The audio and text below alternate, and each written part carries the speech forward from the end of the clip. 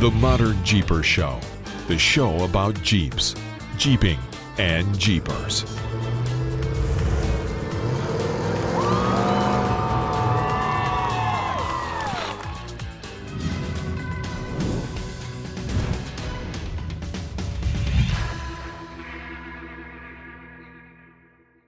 Well, hey, Modern Jeepers, it's another episode of the Modern Jeeper Show with me, Matson from MetalCloak. And once again, Corey and Jessy have ditched me. You don't see them here. They're not here. But that's okay, because I have Ryan Utah here. Ryan, welcome to the show. What's going on, man? Thank you for having me. I really appreciate it.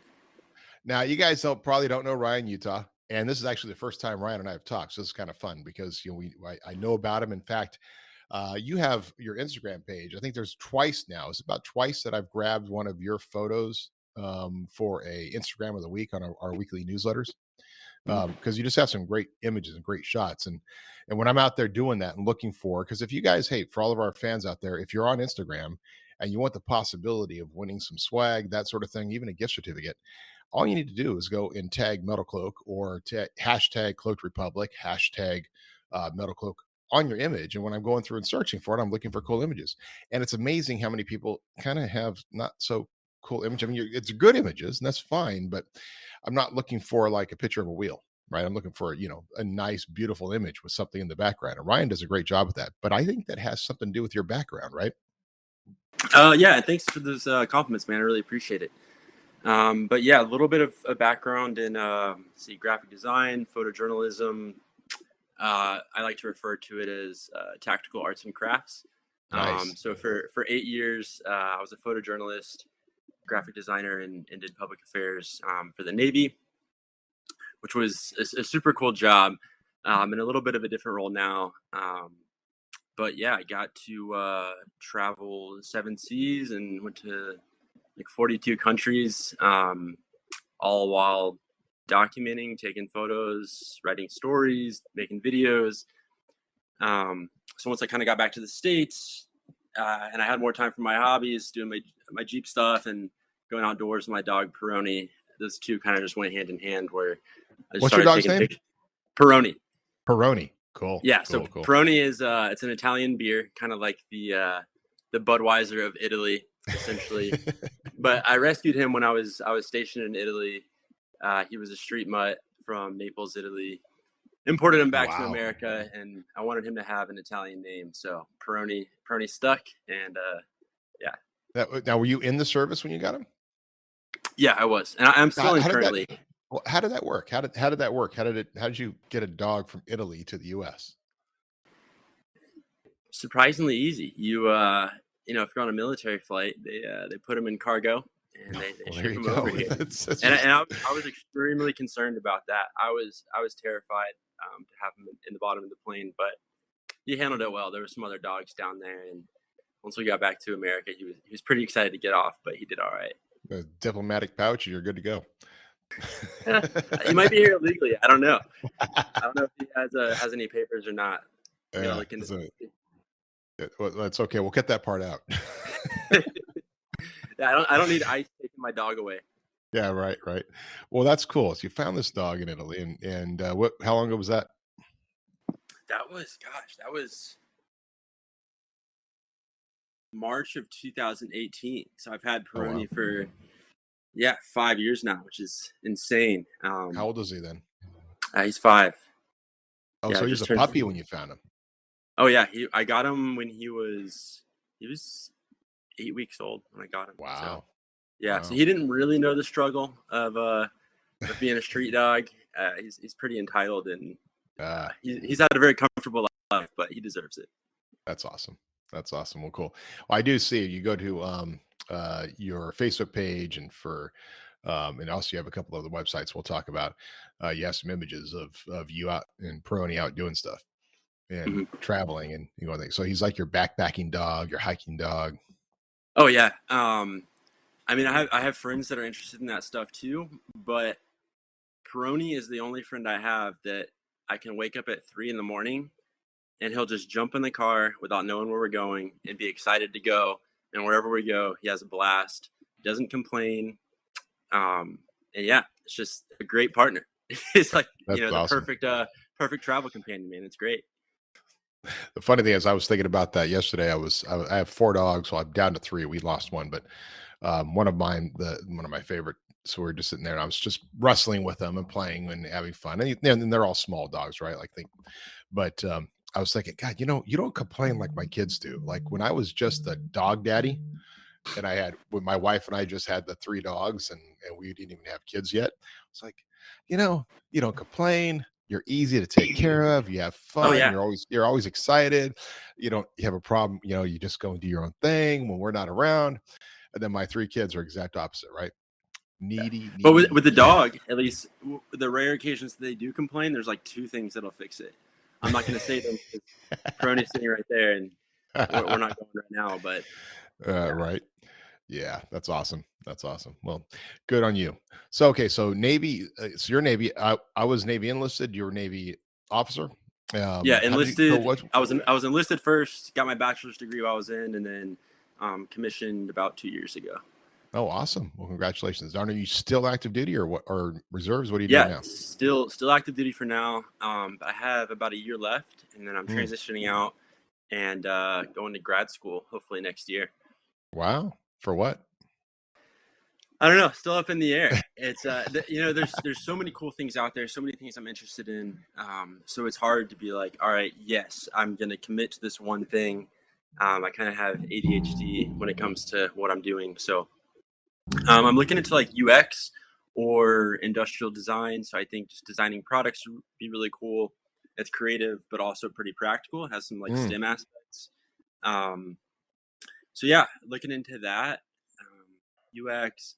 I considered an MBA for a while because that's kind of just like the safe option. You Sure. go get an MBA and then you get some job where you wear a suit in an office and in finance or consulting or whatever. And for the longest time, I thought that was what I was going to do. That's my plan. But I was doing it. I was considering that because people said that's the right thing to do, not because I'm passionate about wearing a suit and sitting in an office. If I'm going to sit in an office, I'd prefer for it to be my own office.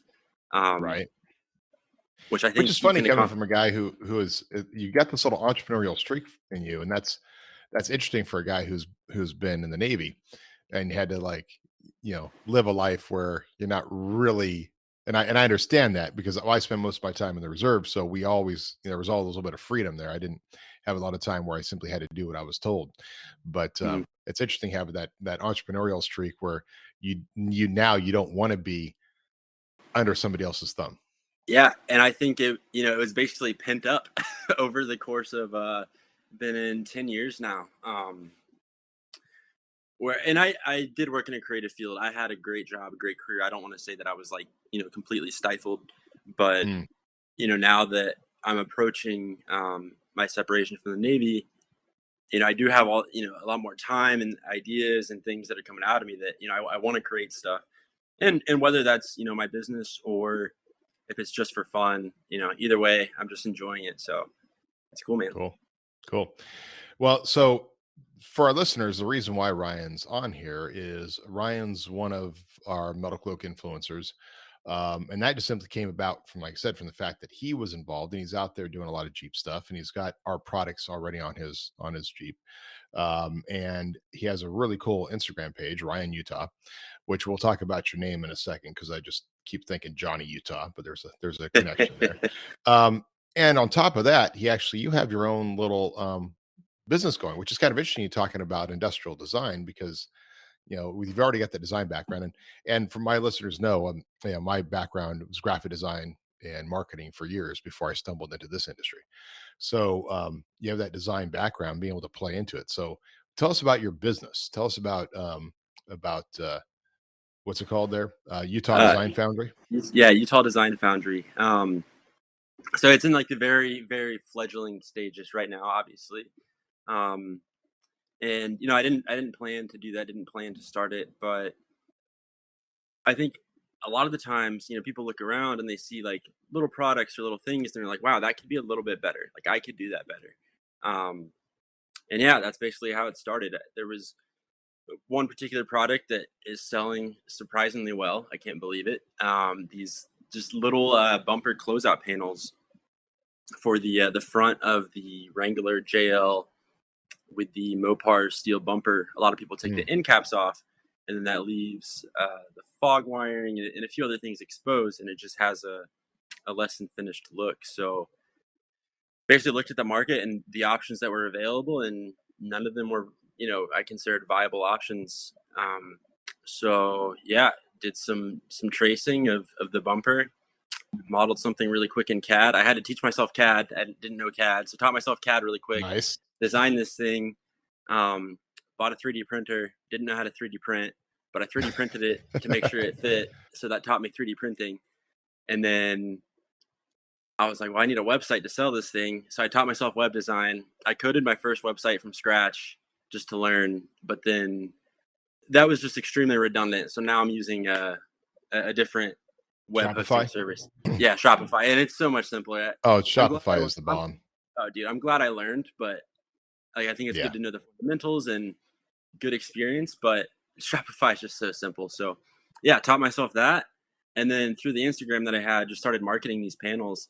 And, I made sure my manufacturer is making them like their quality. It's 5052 aluminum, fantastic powder coat finish.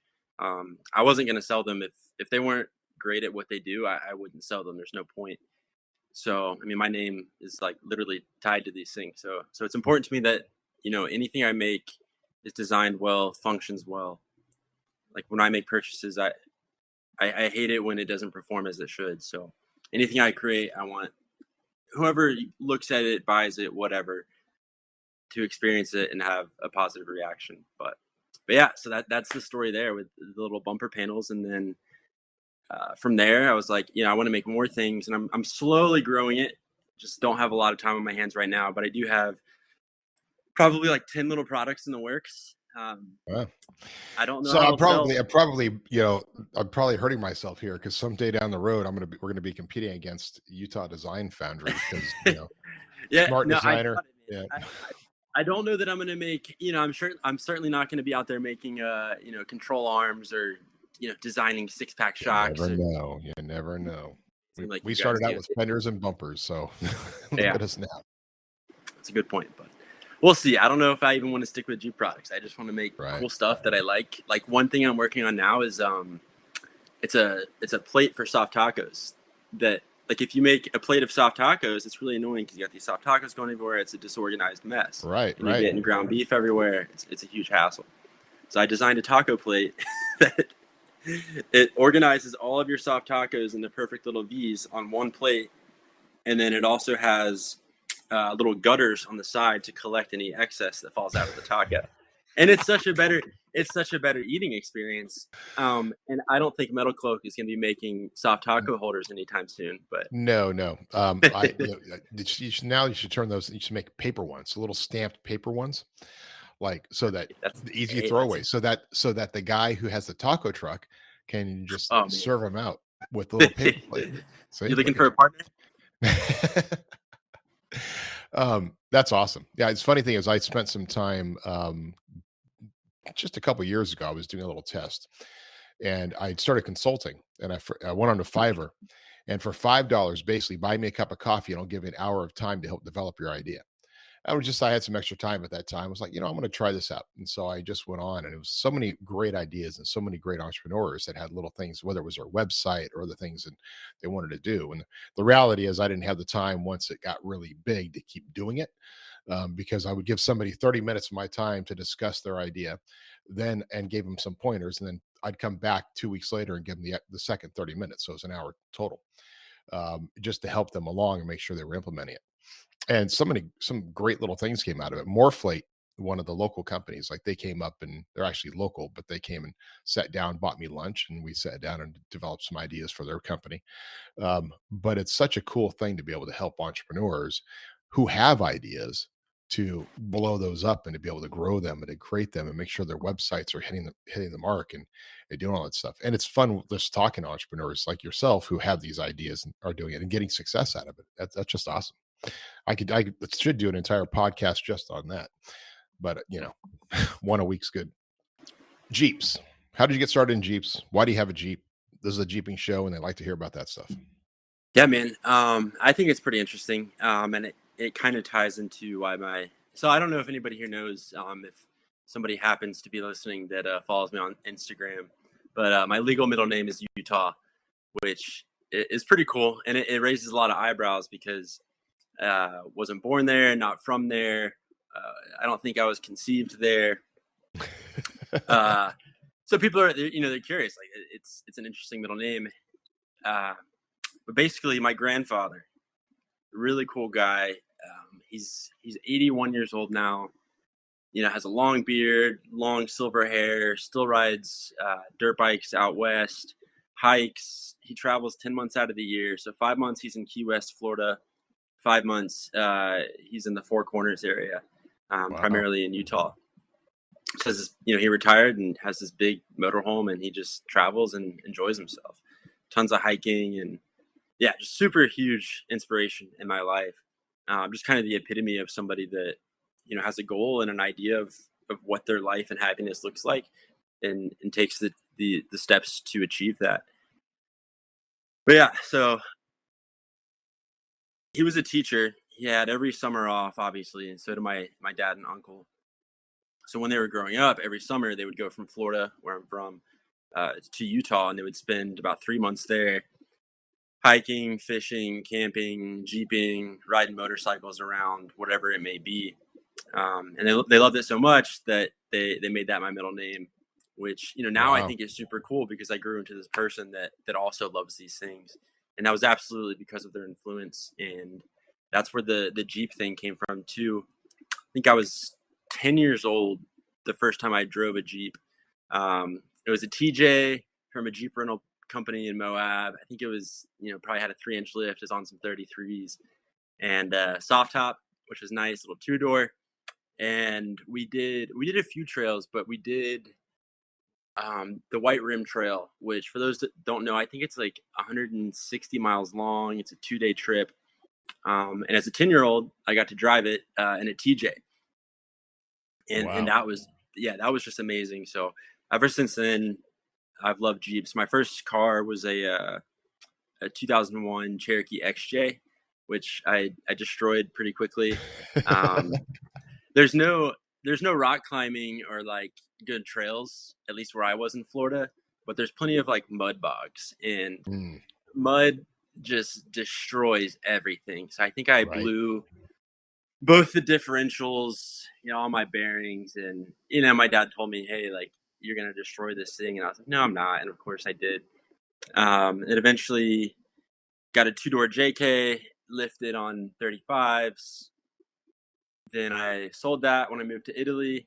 Had a sweet Mini Cooper 6-speed when I was in Italy. Drove that thing like a go-kart. And then came back. Original Mini Cooper or new one? It was a new. It was 2005. That's good. Yeah. That's fine. Still a good generation, but not the classic. It was fun. And then got back to the States, bought a 4-door JK. Didn't like the 4-door, and then bought my current 2-door JL, which I love. So 2-door versus 4-door. Why didn't you like the 4-door? Good question.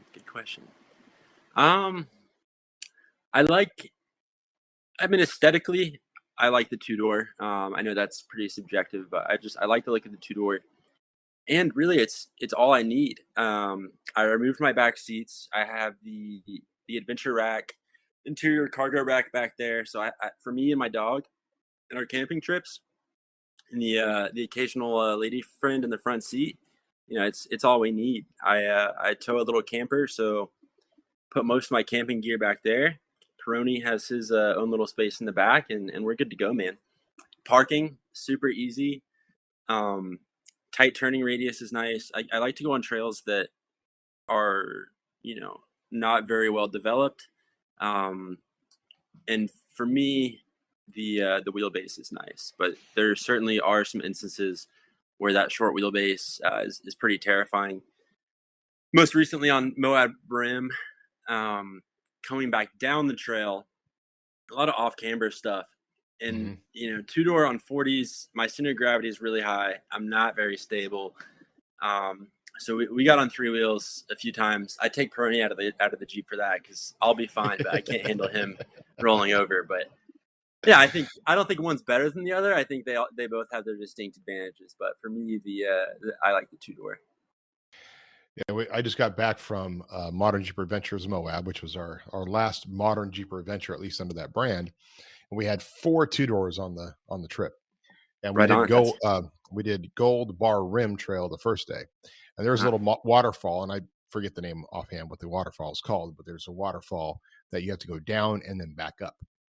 And it can be a little intimidating. In fact, there was a few UTVs that were going that way, and the shorter ones were like, "Yeah, we're not going down. We're turning around, going back," because you have to commit.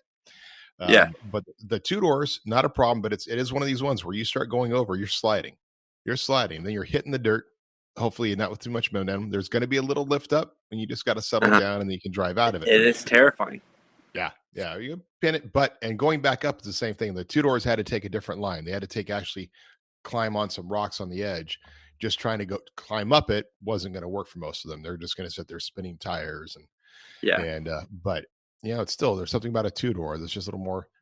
It's just intimate. It's you. It's nothing else. You don't have all that big ass end you have to deal with. So yeah, and when people ask for rides, I say, sorry, I only have one seat. Can't do it.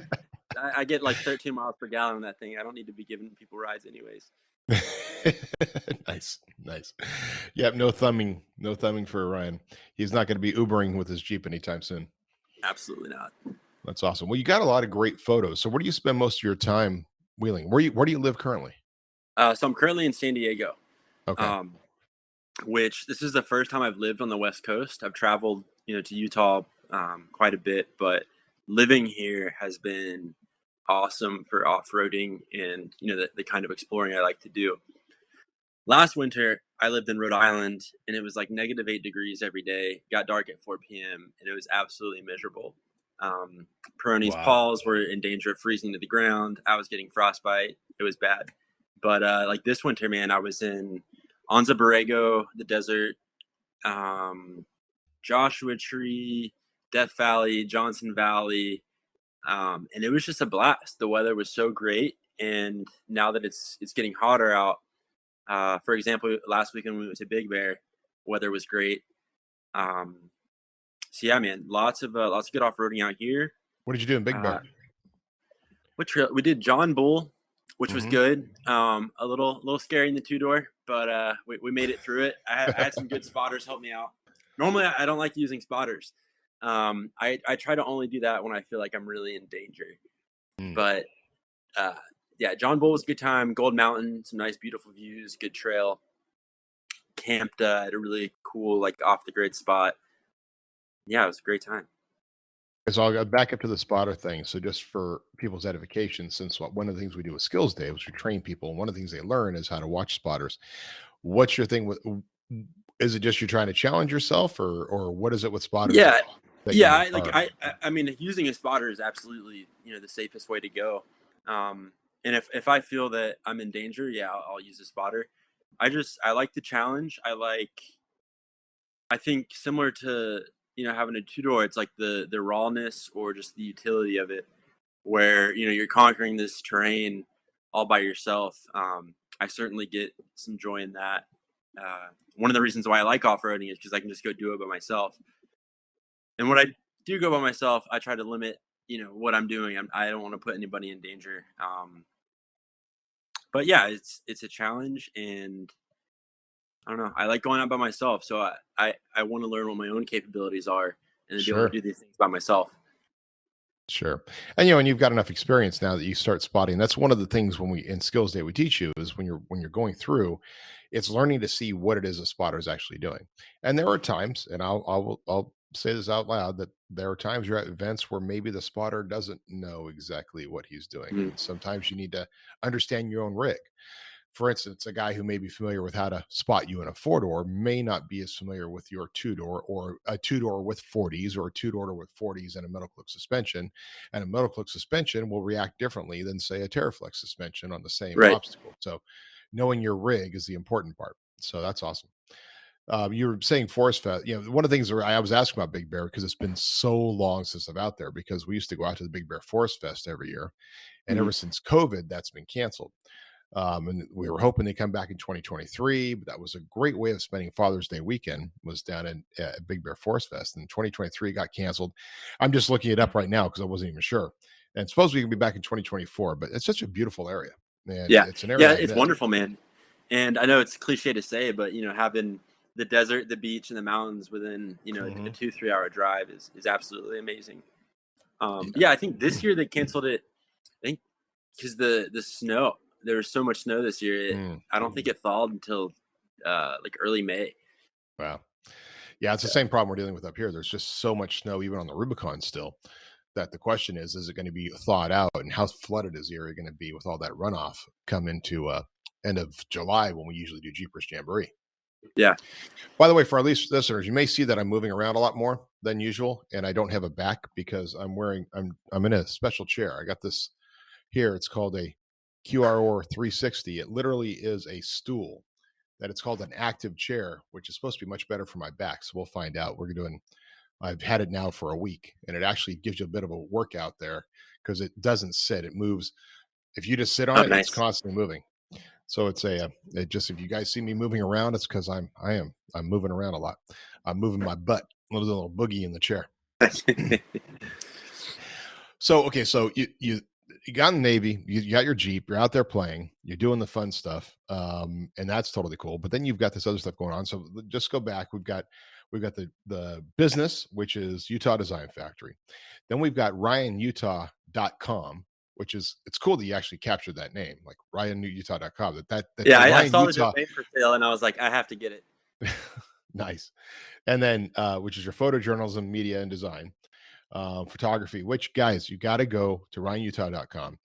Go to photography, click on the left column where there's a picture of a gun. How big is that gun on that picture? That's probably, I forget which, is it probably the Mark 45 5-inch gun on the front of a destroyer. It's the one shooting in the sunset, golden light. Yeah, it's got the golden light, and you've got the big, froze the shell. Yeah, the Mark 45 5-inch gun from a destroyer. Yeah, just a massive cannon that we use. That's an awesome shot. Awesome shot. So, and you click on that in photography, and then you go into military photography, click on the military portfolio, and it's just Mediterranean Sea, Black Sea, Mediterranean. I mean, beautiful shot with the Arleigh Burke and a shooting star up in the sky. And guys, this stuff isn't photoshopped. It's amazing. Beautiful, beautiful shots. Another Arleigh Burke out there, the Oscar Austin with the Arctic Circle. So that must be the northern lights up in the sky there in that one. Yeah. Pretty hard to capture from a moving ship. Right. When it's 10 degrees outside, but it was worth it. I did the best I could. That's amazing. So some great shots there. You can check out so it's RyanUtah.com. So photography, was it the Navy that got you into that, or were you interested in it when you went into the Navy? No, man, I got into it. I think I was probably 14. My mom, I wanted a camera, and I don't know where the idea came from, but all of a sudden I wanted a camera. So I was fortunate enough. My mom bought me, it was like a Nikon Rebel. Oh yeah. I remember that. Yeah, it was really cheap DSLR, but it was great to learn on. That was my Christmas present that year, and took that thing out, and I love taking photos and seeing what I could do. So yeah, I did that for a few years, kind of dabbled with it, stopped for a while, and then when I was looking into the Navy, so actually I was looking into the Navy when I was living in Canada, moved up there for a little bit when I was 18, and I didn't know what I wanted to do, so I started looking into the military. And, I saw the Navy had this job where you could essentially be a photojournalist and do some videography. And I was like, that's it. That's what I'm going to do. So awesome. Came back from Canada and enlisted in the Navy. Wow. That's awesome. Yeah. And how long were you in before you went officer? 8 years. 8 years. That's amazing. Yeah. That is, the funny thing is I was actually thinking about going back in the reserves, and that was the potential, was to try to go back in and do the media and public relations. Yeah. And as an enlisted. And and that was like, oh yeah, we can kind of do that. But it's one of those rates where there's probably more than they need. And it's somewhat popular. Sometimes it's not. And you always got to catch the rating at the right time. Ultimately, I didn't go back in. The listeners already know my stories, but just my time in the Navy was great until the last year, where an officer in the unit and I didn't get along too well, and nobody was happy with the fact that we went to a joint unit deployment It was an AT over in Norfolk, and the commander over there was a colonel in the Air Force. He was in charge of the overall and took me under his wing, which only hurt me because, like, he, at the end of the day, I got a Navy Achievement Medal. I got a bottle of Jack Daniels from him presented in front of everybody. That just sunk me for the next the resulting review of that period gave me as a promotable, which I was an E6, and a promotable will will just kill you for the next 2 years. Yeah. Like, that was it. I was done. So, and then I got assigned to a unit in San Diego, actually unit in LA, where I was supposed to go down on my weekends on my own dime. And when I called down there, they said, "Yeah, we don't need you. I don't understand." And they literally put me in a VAR, just which is for the unenlisted. The VAR is basically where a bunch of retired guys or almost retired guys hang out and do nothing. And they're just down there to collect the check and maybe help out. So that's where they were going to send me, and just on my own dime to go down to LA and do that. And at that time, we had just started MetalCloak. It was 2009. And I made a decision not to reenlist at that point. And I loved the Navy. I absolutely loved the people I was with. I loved it. I'd already had 12 years in, 8 years more for the retirement. But at that point, I just didn't want to play the politics. I wanted to focus on this. So I was going to go back in, and then it just didn't work out. So I'm proud of you going in. I'm proud of the time you spent, and anybody out there, which, speaking of which, we were going to touch base on. We just had Memorial Weekend, and I get on the soapbox about it, and I'm sure you do too, but Memorial Weekend is a time, my friends, when we don't just think about the veterans, we think about those who died, those who sacrificed and made the ultimate sacrifice in protection of the freedoms around the world. And, Ryan, you've been around the world. Tell me about what people think, because this is something that our media tells us something, a different narrative. What do people think around the world of the American military? Depends where you go, but the general consensus is, we're powerful, and we are generally very well received in any country we go to, and that's because we do provide a lot of protection, and we're a very prominent force. We're professional, highly skilled. If you look at a lot of our adversaries, we're just our training, our equipment. We're just leagues ahead of other countries, and a lot of what we do for other countries is a lot of diplomatic missions. So we're not always just fighting wars or stuff like that. We spend a lot of time just helping undeveloped countries or doing disaster relief. A lot of various missions, just because of our overall power and might.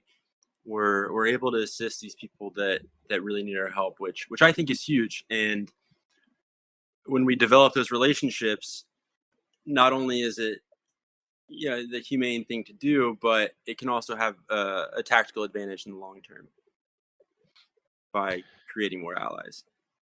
Is there an appreciation, and I'll say this purely from an arrogant, egotistical standpoint, is there appreciation for how much America has done to protect freedom? Oh, absolutely. From both domestically and internationally, I think internationally you see a lot of people, they idolize the freedoms and the things that we have. Domestically, I think sometimes people can take that for granted because it's all they've ever known, and I don't think you can blame somebody for that. If you've only ever known one thing, it's hard to put in perspective how big of a deal that is. But if you travel around, man, and go to a lot of these different places, these people just have nothing, and a lot of times they're happy with it, they're content, and there's plenty of countries where I just started like a little business. There's plenty of places where you can't do that, especially not as easily as I just did. Things like choosing to go to school, or picking a job, or having roads to drive on, or grocery stores to shop at. Right. And a lot of those things are enabled by the military. When you talk about Memorial Day and the ultimate sacrifice, our service members absolutely did literally fight for our country and our freedom, which I think it's hard to even imagine that for a lot of people, literally putting your life at risk, completely selfless for for a greater idea or for your country, and I think that's huge. Well, definitely, and you've served with, obviously, over the time. I mean, how many in all the time you've been in, all the service members you've been, do you find a generation coming in that maybe don't necessarily understand the value of the military, or is that again a different narrative? Or you find that that there's more of an entitlement generation? Um, I could a little bit of entitlement, yes, but I think sometimes younger people are, and hopefully I'm included in this younger people group, although I just turned 30. Right. But more a lot of times I think just expecting a solid work life balance and knowing your self-worth can kind of be misconstrued as being entitled. Mm, Um, I don't think people, myself included, are entitled to much at all, unless there's some sort of contractually binding agreement. I don't believe in I'm not entitled for anybody to give me anything. Absolutely mm. not. Like, you should you know uh, earn your keep and work for what you need and have. So I don't know. Is the newer generations, are they entitled? I'm not. That's a tricky question. Um, but I would say they are better at putting their foot down and saying, "Hey, like, I'm being mistreated," or "This isn't fair." Mm, And I know there's a fine line there, but I think right. sometimes that may get misconstrued as being entitled, because there is a drastic difference between if you look at like the baby boomer generation and their work ethic and their mentality, Mm, which was the American capitalism and work really hard, be a company man, retire after 40 years with one company and get a pension. But now these the newer generations, they don't I don't think they see it like that. They see it as, okay, what am I going to get from this company because I'm providing them a lot in return, which I think that's a valid argument. yeah, I mean that's an interesting point, and it definitely, I think you said it well said. And of course, reminder, he is still in the Navy, so we can't have him say anything too controversial because they might come after him. But it was a great answer. I think um, I do look at it a little differently, and sometimes that's the case. And even from a standpoint, we're pretty blessed to have some great people here that work at MetalCloak, and they've many of the young people coming in, some that are here and have been here. It was their first job, yeah, and they started here at MetalCloak 10 years ago, and they've done a great job. So I'm not saying it's a generational thing. It's just been interesting about what we've seen and the changes and the dynamics we've changed. Whereas somebody like myself, it was just it. The work-life balance was something I had to learn. It was not something that I understood was valuable. It was more like Mm. work, work, work, work, work. And even to this day, as my wife has to grab me by the ear and pull me aside and say, "Whoa, stop for a second." And I have 3 kids now, and those 3 kids do that same thing. Like I find myself saying, "Yeah, I've got to go back to the office," and in the second breath, I'm going, this is there's that song, what is it? Cat Stevens, about his father and sons, right? And I forget exactly how it goes, but basically he says, "Yeah, I'll get to you someday together. We'll get together then. We'll get together Yeah, then." yeah, yeah, And yeah. then then he's doing the same thing to his dad years later. "We'll get together then." And you don't want to be in that kind of rhythm in life where you're not having spending the time with your kids, with your family, with your dog, with you, and not just focusing on the impermanence. And the reality is the impermanence is the daily job. The impermanence, sure, I'm building a company here and it's great. I'm able to employ families and employ people and build happiness. And here at MetalCloak, that's what we're about. It's about building happiness, because what I'm selling you for your Jeep and on your rig brings you happiness, and you're able to out and go and enjoy that. So it's an amazing thing to do.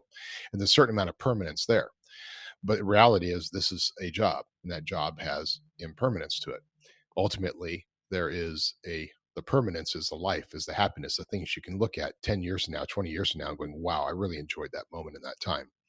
So it's good to hear that there's actually this, because the military is an amazing thing. Being a member of the military is an amazing thing. I think it's an interesting time right now because we have so much controversy. We won't talk about that at all, but there's so much controversy coming out of the DoD that makes it a turnoff for some people to even want to be in the military. And that's something that I think, I hope they can overcome, because given the opportunity to be in the Navy, getting the opportunity to travel the world, being the opportunity to work with and have a moment in time where your life is the camaraderie you get from that moment is something you will never ever find in any other aspect of your work life, what you do, in my opinion. Yeah, I agree. And it what you said was really important. Like, it is an opportunity, and I think some people take that for granted as well. Traveling the world, or just having a solid paycheck and healthcare and little things like that, like that's a massive deal in plenty of countries. And I think it's also hard to understand that when you're 18 years old, how big of a deal it is to have consistent, reliable pay and healthcare and the GI Bill and stuff like that. And I think it's huge, and it is an honor. And there are plenty of jobs that, my job included, where it doesn't feel like you're serving your country or doing your part, because maybe you work in admin, or you're like me, you're a photographer, and you're just photographing what's happening. You're not, the guy that's out there saving the planet. But those jobs are necessary, and Right. ultimately it does support the overall mission, Right. which is kind of maintain our freedom, which we all enjoy. Yeah, when I was intelligence specialist, what we were working on, and even our unit, even though it was a reserve unit, was working on active stuff. That the intel we were working on was being fed out to the active fleet. And so that was a lot of fun. But then I became a personnel specialist, with basically all you're doing is dealing with paperwork and notes and all that kind of stuff, and making sure guys can arrive places and making sure they're getting their reimbursements and their travel done and everything else. So it's just paperwork, but it's important. I mean, there's entire divisions devoted to that, because without that, you don't get your operators out there. You don't get your people out there. You end up having what the number one thing you can do to destroy the opponent's military is cut their supply lines, cut their administrative lines, cut the things that keep them going. So there is that huge part of the logistics of the American military helps move it forward. The guys that work in logistics, the guys that deal with that, just amaze me, because what they do and how they move the machine forward to make sure that we can always be forward. So we're not the military that gets its supply lines cut off, so we can always project our power. It's important. It's very important. And of course, what you were doing was incredible, because a lot of what you were doing was keeping that morale up, showing those imagery, and that not only promoting to the world about us, but also promoting to the servicemen and women themselves about all the great things that they're doing. So that is incredibly important. Yeah, absolutely. And a lot of that job too was visual information. So in this day and age, the digital age, where basically whoever gets their content to the media first, they control the narrative. So you Right. see this fairly often. A good example is in the Black Sea. The Russian ships they'll do very unsafe and dangerous maneuvers around our ships, and the intent is to intimidate us, or whatever they're trying to do. But what they'll do is they'll video the incident, try to get it published to the media first, and say, "Hey, look how unsafe these American warships are being," just to kind of taunt us. And Right. if they get that to the media first, they control the narrative. So that's another aspect of that job, which essentially just documenting interactions like that, whether it be combat or just stuff like that in the ocean, and saying, "Hey, no, this is what happened, and this is the truth. This is the true story." So just combating that disinformation. We deal with that in this world of off-roading too, right? That we're constantly fighting the game against the environmentalists who would rather have 4x4s sit in garages and never ever hit the trails. And I don't care what trail it is across the country, what area, there's an area where somebody's trying to shut it down. We fight it in the Rubicon. the Rubicon Trail Foundation, which we're having on June 8th, guys. If you're listening and you're in the region, June 8th here, 4:30 to 6:30. This podcast will go live on the 2nd, I believe. And 6 days later, there's going to be an event here for the Rubicon Trail Foundation. It is a 4:30 to 7:30 event here at our headquarters here in Rancho Cordova. You come on out. There's tacos. The CTI trailer is going to be out. It's going to be music, fun, and a show and shine. So you bring your rig, park your rig. We're going to have a lot of fun for a few hours.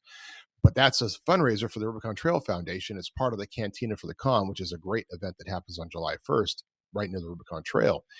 But we have to do these fundraisers because we have to have the money to fight this constant narrative that is being put out there about the off-roaders. And so it's the same thing, controlling the narrative. I mean, once you're out of the Navy and you have some more time in your hands, your skill set is going to be hugely valuable for like the local clubs down there in that region and who are constantly fighting that same battle. Johnson Valley, whether it's Johnson Valley and the local community or the environmentalists trying to fight us at various different levels, they are constantly trying to put the narrative out there that we are destroying the land or that we're not taking care of the land. And yes, there are those that are amongst us who don't do that. There are those amongst us who haven't quite learned. But when we do our skills day training or any of the other groups like Tread Lightly, constantly educating people on how to take care of the land, on to come out with more trash than you go in with, and all those different things we've done over the years, you've got to control that narrative. Otherwise, we lose the public lands. We can be like back east where there are no public lands, right? It's all private land you have to be on. And even those private lands are being attacked by environmentalists saying that what we're doing out there is destroying the area. Yeah, absolutely. I think that's huge. And I think it's important that you touched on that as well, because I've noticed in the past, ever since COVID, really, when people were forced to get outside, which I think is great. Yeah, let's get more people outside. Let's raise more money for awareness and have more people to clean the trails. I think it's awesome. But I've also noticed you see a lot more litter and trash, people going off the trail, especially in the Moab area. Don't crush the crust. You know, the cryptobiologic crust is extremely important. You don't want Moab to be a dust bowl, not like Johnson Valley, which is like King of the Hammers this year, which is extremely dusty. So as you get newer people to the sport or hobby, I think it's important to educate them on, like, hey guys, don't litter, don't be a-holes on the trail. Like, you're gonna ruin it for everybody. Mm-hmm. But I think more people in the sport can be a good thing. It's, if everybody is responsible, it can mean, more trails, more companies, more business, more jobs, more opportunities. So it can be a great thing all around. Well, and it's interesting because the big overlanding push that we've seen just since COVID, right? Then more and more people doing van life. They're a different group, but like, for instance, we were just heading into in Gold Bar Rim Trail. And as you're going into that trail, there's some little signs that the BLM puts out that says this area closed. And they're about 2.5 inches wide, a plastic strip. Kind of looks like if you laid it down on the track, it'd be what you run your kids' Hot Wheels on, right? Just this little piece of plastic. And it has a tiny little sign. Yeah. They put them out there across. Well, right on the other side of that is a group, and it started out when we first went in. There were 3 Subarus parked there. When we came back, there was a Westfalia and 2 more Subarus, and there was about 10 people camping in that area. Now, the problem is that there was what seems to be a road that went back there that became a road going back there, and that wasn't blocked off, or currently wasn't blocked off. Whereas if you go just a few feet further, there was a actual camping area that was totally empty. Yeah. But nobody's taken the time to educate these, and the BLM doesn't have enough resources. They have like 2 people that are supposed to monitor all of the Moab region. And it's a massive amount of land. But I do see what you're saying about those little signs. Like, sometimes it's hard to know, hey, where can I go and where can I not go? Mm-hmm. And I think that's a big part of it as well. So hopefully with more people doing it, there'll be more funding for offices like, NPS or BLM, and they'll be able to educate people and get some bigger signs. I think this is an opportunity for somebody who's into the robotic security industry. Like, you can imagine having drones that fly through the BLM area and just go through, and like the drone just comes in and sir, this is gonna be where we start a security state. The security state will start on the BLM land, where they start coming in and telling everybody to move their vehicles, right, and just start monitoring them. So you'll have some kid sitting back at the BLM offices, flying his drone around and then monitoring people and taking photos and sending out. It's funny. I advocate that, but where that goes from there, and there may be a point where that's a little too far. Yeah, and I think there's some countries that already have similar measures in place. And I'll tell you, the day that I'm camping and a drone comes up and tells me to leave, I'm leaving, but I'm leaving the country. I'm gonna go find somewhere new. I'll start my own country. There you go. Yeah. It is an interesting thing though, because the problem is it makes it harder when people do that.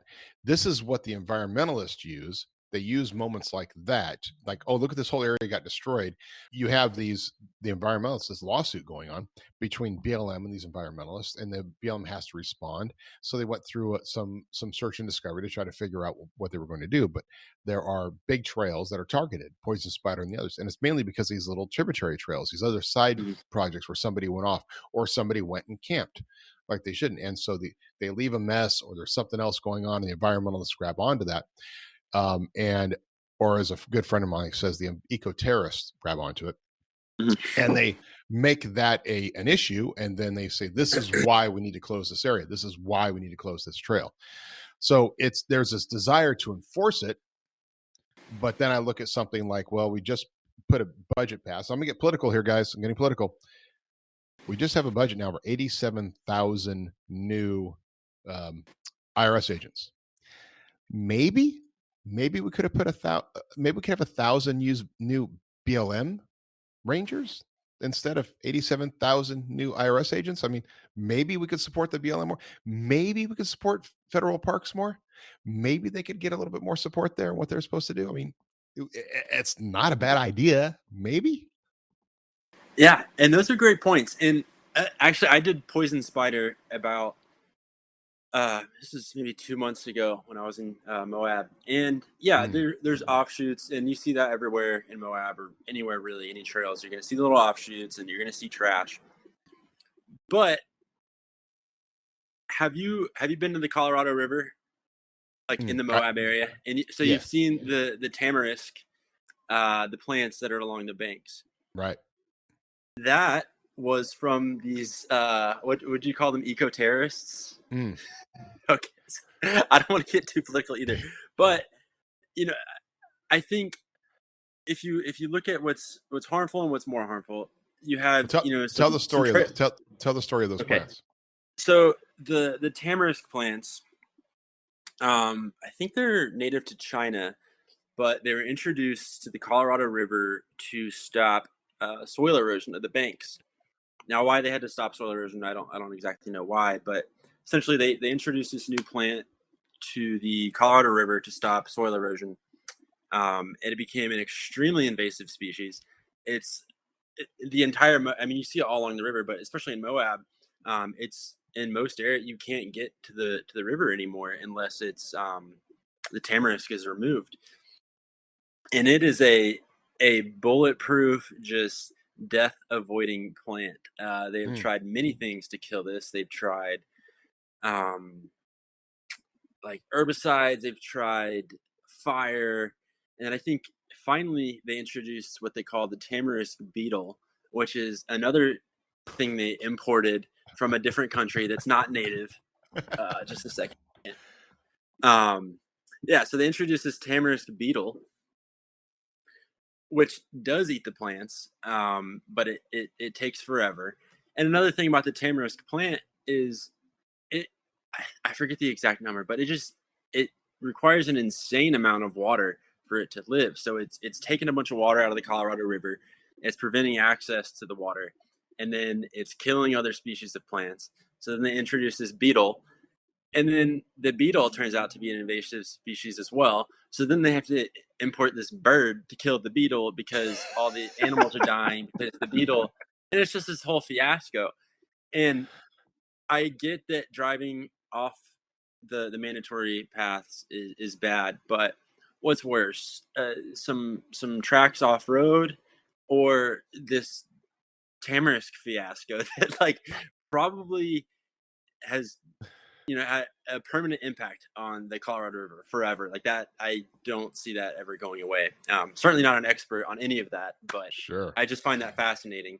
That story is over and over again, right? You get Hawaii is notorious for that, and that's not necessarily because things got, well, technically they got things imported. They had the snake come in, and so Mhm. to get rid of the snake, they introduced the what did they introduce, the mongoose, to get rid of the snakes, and then from Yeah. there, it's like it was more and more, and of course things thrive in Hawaii.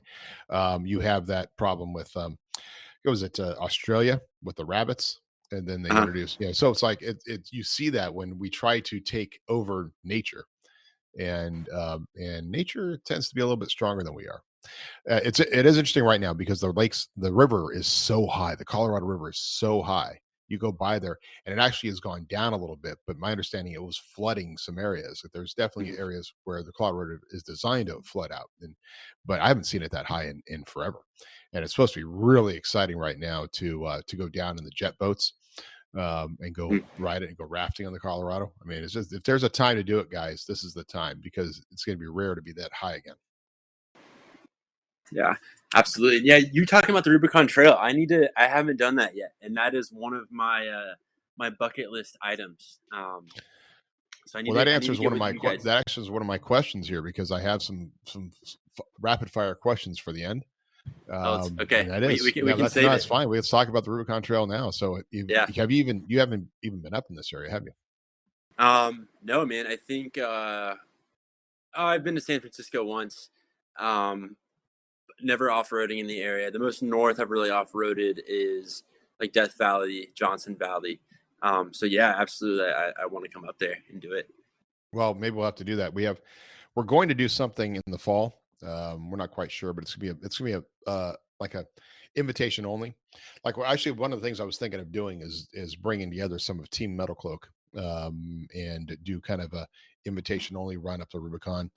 Do that, probably do it over a couple of days. It'd be fun to do, and once things get clear out. But the challenge right now is just it's kind of dead in certain areas because you can't get on the con, and the biggest thing is you can't crawl across the bridge. So there's a bridge that was put there, cost $2 million to put this bridge. There's a little creek, Ellis Creek. Now, for the most part, the creek is maybe 3 feet wide for 90% of its life, right? It's just 3 feet. It's not a very big creek. Uh-huh. But the environmentalists were so concerned that we drove through that creek, and all these Jeeps were going through the creek, that they pushed and pushed and pushed, and they did soil samples and they did river samples, and they found that there was oil in this, and we're going to get, oh, this is terrible, this is terrible. Of course, we went back and said, have you checked any of the rivers that go along like Highway 50 and Yeah. all the runoff that happens there? And it's not that pollution is bad. It's just, hey, maybe your efforts are a little misdirected, because there's Right. certainly bigger fish to fry, and there's Right. better uses of resources. Absolutely. So the end result is a $2 million bridge has to be built and flown in. Part of the expense of it was, in order to put it in, they had to build it and then bring a helicopter and bring it into Nice. place. But now you can't cross because the snow pile, I mean, literally, gosh, just 2 months ago, I saw a picture where the snow pile was like 5, 6, 7 feet above the bridge, right? So nobody could Uh-huh. cross that. There were a couple of cats. I think there were a couple of Toyotas with the cat tracks that were going over that, Nice. in one shot. But now the way that it's gone down, the snow has melted to the point that there's only about 1.5 feet of melted area, open area on one side where the rails, and another 1.5 feet on the other side. So the actual path of snow is super narrow. So unless Uh-huh. somebody goes in there and digs out all the snow on the bridge and tries to make it where you can go down and back up, which would be ultimately dangerous anyway, you'd have to pull out as much snow as possible. You want to put people here trying to climb up and traverse the other side on a bridge. It's just impassable. So you can get as far as that, and you have to turn around and go back. But again, here's a bridge that has been put there by man that makes us, well, we can't go any farther because Mother Nature doesn't like it. Fascinating how that works. But yeah, Isn't man, that would be amazing. And the Rubicon Trail, that's certainly something, I talked about earlier how I don't, I like to go out by myself, and I like to not use a spotter when possible. Something like that. Yes, I want to go with people that are knowledgeable and familiar with the trail, and I want spotters. I think Yeah. that'd be quite the endeavor to do solo. So yeah, that'd be great. Well, it's not a fun thing to do. listen, guys, when you go out wheeling, take your friends with you. And because friends don't let friends go wheeling by themselves, especially on trails you're not familiar with. And the Rubicon Trail is great. I mean, and the great thing about the Rubicon Trail, every time you go on it, it's different because, and I guarantee you, we are all fascinated to see what the trail's going to be like when the snow melts because we've had now it's going on 5 months of snow coverage. And what happens underneath at the bottom where the rocks are at with the snow coverage and the ice and the expansion and the movement and the water movement and everything that and all the melt that's happening is changing the trail dramatically. What it is for us this year is completely different than what it was last year. The rocks have moved, the big boulders have moved. It's going to be fascinating to see what the trail's like when we get to finally get out there. So we're excited to see what it's like. Hopefully it'll be melted off enough for Jeepers Jamboree in July. We got another month of probably pretty good weather, so most of the melt should happen. It's going to be flooded. There's going to be lots of erosion. Hopefully that gets captured by the work and the stuff the Rubicon Trail Foundation does. But yeah, it'll be a fun year to go out. So, and I know as soon as it gets open, it's going to be busy this year, but it'd be fun to try to do something in October or November and get out there and play. Yeah, absolutely. So some of the other fast fire questions. So what is the favorite trail that you have done? Elephant Hill in Moab. Elephant Hill. Wow. Yeah, absolutely. One, it's away from central Moab, about an hour south in the Canyonlands National Park. They only issue, I think, 12 permits a day to do the trail. Oh, wow. Which is, the permit process, whatever, debatable. But it's nice because it limits the amount of people that are on it. Again, I like to off-road to kind of get away and unwind. So I love popular trails. They're popular for a reason. So if you look at Hell's Revenge, amazing trail, but it's just packed the whole way. Right. Especially if you go on a weekend or something when the weather's nice.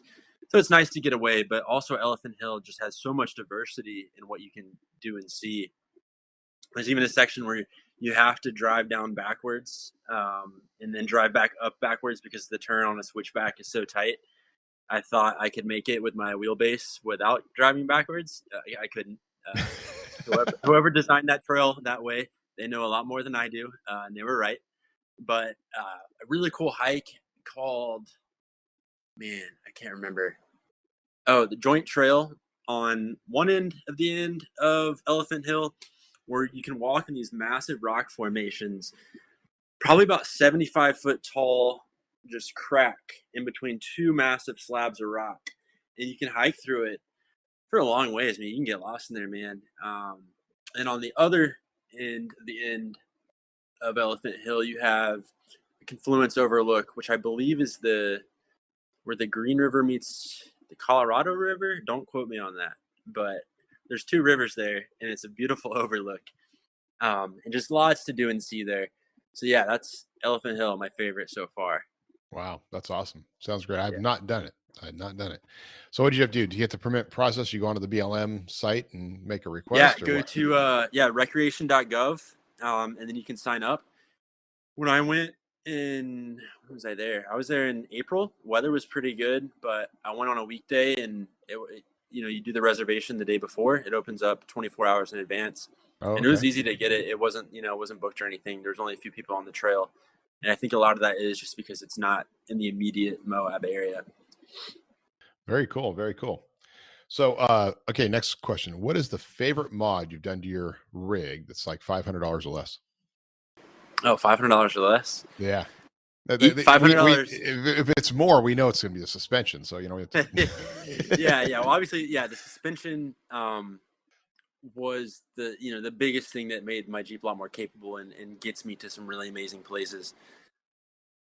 Favorite thing under $500, I'm going to have two. One, it's kind of cheating, but the 6-pack shocks, because they're like $500 a piece, roughly, I think. Going from my previous shocks to those was just a massive change in my capabilities in the ride. But my non-cheating answer, less than $500.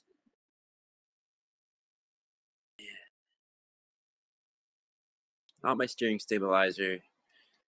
Maybe my diff skid.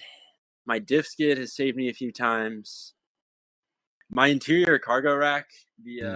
I don't mean to I'm not intentionally trying to promote your products. They promote themselves because I love them. Again, I going back to what we were talking about earlier, I just appreciate things that are made and designed well and function as they should. I can't stand it when I buy something and it doesn't perform. But the interior cargo rack by Adventure Rack Systems. I got that thing hooked up with I got my ARB air compressor on there. Some Milwaukee pack out boxes with the quick release slides. Yeah. So it's just super convenient, especially since space is such a premium in my 2-door. Having all my stuff up there, really organized, and Peroni, most importantly, he can still jump in when the gates open in between the bottom of the Jeep and the rack. He can jump right into his little apartment that he has back there. Oh, wow. So yeah, that thing is great, and Peroni has more space, so he likes it too. That's awesome. Oh, great. All right. Well, cool. Yeah. Well, that's fine. You can plug us all you want. That's okay. I'm not going to stop you from doing that. So, well, man, it's been appreciated for for this. I mean, there's a lot of stuff we could talk about, and you have such a wide and variety career. It's gonna be so much more fun to get in person, and maybe next time we see each other, we'll see you here. But people can find you at Ryan Utah on Instagram, under your name Ryan Kledzik, I think, on Facebook, right? Mm-hmm. But that's your friends and family page, or do you have... Yeah, we'll keep that one personal. Yeah, it's personal, but you can find him Ryan Utah on Instagram. You can also find him at ryanutah.com with all of his great photography, and then you can find his UtahDesignFoundry.com, where you can find the products and keep track of that, because this guy's got a career ahead of him, and might be seeing some new products come out there. What is this also? I'm looking on the off-grid trailer hubcaps. So you obviously have yourself an off-grid trailer. So yeah, what is just different design for caps, well, 3D printed? Yeah. So and that's something else that it's really simple, but it's effective. So off-grid trailers, another company like MetalCloak that I don't mind talking about, because at least talking about for free, because they make extremely well-made campers. I'm not saying there's not other companies that do. I'm just saying the off-grid trailers are awesome.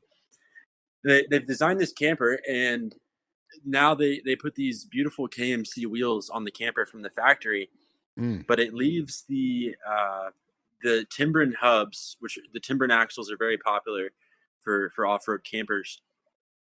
The hub sticks out well past what the factory hubcap on those wheels would cover. So they ship the trailers with no hubcaps there. Well, the hubs are at steel, I don't know, but they rust after a couple of years, as anything out in the elements would. So you just have this beautiful camper, but then you have this eyesore of a hub sticking out, and that really bothered me. And I was like, how are they letting this happen? So yeah, with my my 3D printer and my limited design skills, I was like, I'm gonna make my own. And yeah, made it. And again, it's a super simple, small thing, but it serves a specific purpose, and it serves it well. And I think my next few small products that I create, it's going to be stuff like that. I'm certainly not going to revolutionize any industry. I'm not going to be competing with MetalCloak anytime soon, but just little things here and there that kind of improve the user experience of whatever you're doing. So, well, it sounds like you're bringing happiness, and that's what it's all about, right? Yeah, man. Awesome. Well, hey, Modern Jeepers, thank you for joining us. Another great episode, and maybe Corey and Jessy will join me next week. I don't know. They're out doing their thing. We will just let you guys know, Corey and Jessy are right now on their way to the Artemis Rally, which Jessy's going to be partaking in with her partner Alicia from Jeepers Den, and so Alicia and Jessy will be doing the rally. There's all kinds of stuff they've got to deal with. They've got to do shooting. They've got to do bow and arrow work, and they've got to do all kinds of cool things. It's not just a driving rally. So it'll be fun to see. I'm looking forward to the report. You can follow Jessy, because you're supposed to be, I understand they're supposed to be posting some of the stuff that's happening. You can follow Jessy, Rockstar Jeep Girl, on Instagram. and you can see what she's been doing. So check her out there. Otherwise, you know how to get a hold of me, Matson@MetalCloak.com.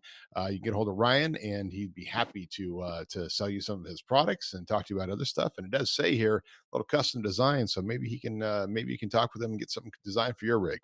Hey, whatever you want, I'll make it. That's awesome. That's awesome. All right, man. Thanks for joining us, and we will see you on the trails. Sounds good. Thanks a lot, man.